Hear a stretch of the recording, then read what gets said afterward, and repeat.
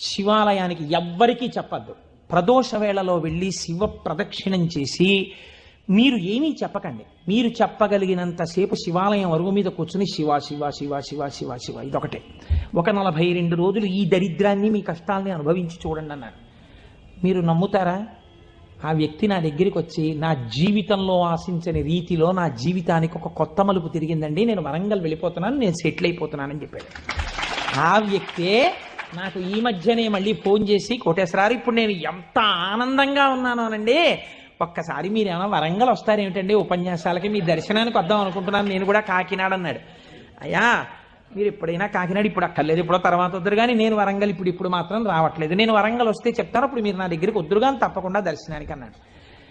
కళ్యాణి అందులో అంటారే ఏతి జీవంతిమానందో నరం వర్ష శతాదపి అంటుంది సుందరకాండ. 100 ఏళ్ళు బతికిన వాడు శుభాన్ని చూస్తాడు. అందుకే తొందరపడి